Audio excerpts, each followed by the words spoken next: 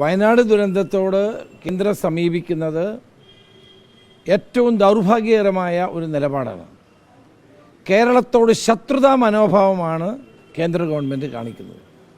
പ്രധാനമന്ത്രി അവിടെ വന്ന് ഈ പ്രദേശങ്ങളൊക്കെ സഞ്ചരിച്ചതാണ്. ഇന്ന് വരെ കേന്ദ്ര ഗവൺമെൻറ് ഒരു പാക്കേജായി ഒരു പൈസ പോലും കൊടുത്തിട്ടില്ല. അവർ പറയുന്നത് ഡിസാസ്റ്റർ മാനേജ്മെൻറ്റിൽ നിന്ന് കേരളത്തിന് കിട്ടേണ്ട പണം കിട്ടും. അതിവിടെ ദുരന്തമുണ്ടായാലും ഇല്ലെങ്കിലും കിട്ടുന്നതാണ്. വയനാട്ടിലുണ്ടായ ദുരന്തത്തിന് എന്ത് സഹായം ചെയ്തു? അതാണ് ഏറ്റവും പ്രധാനപ്പെട്ടത്. അതുപോലെ തന്നെ നേവിയുടെയും അതോടൊപ്പം സൈന്യത്തിൻ്റെ സേവനം ഉപയോഗിച്ചതിനുള്ള പണം തിരികെ കൊടുക്കണം എന്ന് പറയുന്നത് കേട്ടുകേഴ്വിയില്ലാത്ത കാര്യമല്ലേ? ഒരു ദുരന്തമുണ്ടായാൽ ദുരന്ത സ്ഥലത്ത് സൈന്യം ഉണ്ടാകും, നേവി ഉണ്ടാകും, എയർഫോഴ്സ് ഉണ്ടാകും.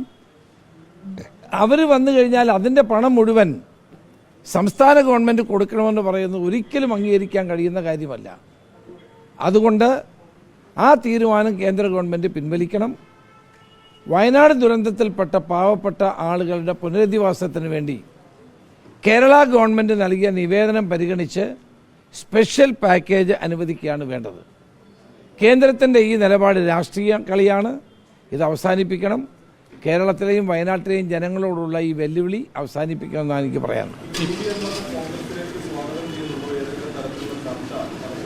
പി വി അൻവറുമായിട്ട് ഒരു ചർച്ചയും നടത്തിയിട്ടില്ല. അദ്ദേഹം കോൺഗ്രസിൽ ചേരണമെന്ന അഭിപ്രായം പറഞ്ഞതായി എനിക്കറിയില്ല, എന്നോട് പറഞ്ഞിട്ടില്ല. അങ്ങനെ ഒരു ചർച്ചയും ഞാനുമായി ബന്ധപ്പെട്ട് ഉണ്ടായിട്ടില്ല. അല്ല, അങ്ങനെ ഒരു ചർച്ചയേ നടന്നിട്ടില്ല.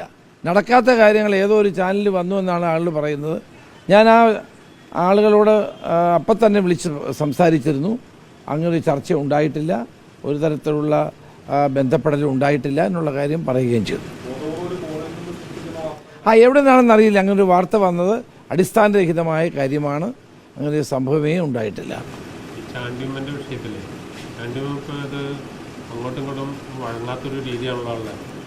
ചാണ്ടിയമ്മൻ ഒരു ഉമ്മൻചാണ്ടിയുടെ മകനാണ്, വളർന്നു വരുന്നൊരു ചെറുപ്പക്കാരനാണ്. അദ്ദേഹത്തെ നിരുത്സാഹപ്പെടുത്താൻ പാടില്ല. അദ്ദേഹത്തെ പോലെ ആളുകൾ, ചെറുപ്പക്കാരായ ആളുകൾക്ക് നമ്മൾ പ്രോത്സാഹിപ്പിക്കുകയാണ് വേണ്ടത്. ചാണ്ടിയമ്മൻ്റെ ഭാഗത്ത് എന്തെങ്കിലും തെറ്റുണ്ടെങ്കിൽ ആ ചാണ്ടിയമ്മനെ വിളിച്ചു വരുത്തി സംസാരിക്കുകയാണ് വേണ്ടത്. ഞാൻ സംസാരിച്ചു. ഞാൻ പറഞ്ഞു പരസ്യ അഭിപ്രായ പ്രകടനങ്ങൾ കഴിയുന്നത്ര ഒഴിവാക്കണം എന്നാണ് ചാണ്ടിയമ്മനോട് ഞാൻ ആവശ്യപ്പെട്ടത്. എം കെ രാഘവനുമായിട്ട് എന്ത് രഹസ്യ കൂടിക്കാഴ്ച? നമ്മുടെ എം പി അല്ലേ, നമ്മുടെ സുഹൃത്തല്ലേ. രാഘവനോട് സംസാരിച്ചു.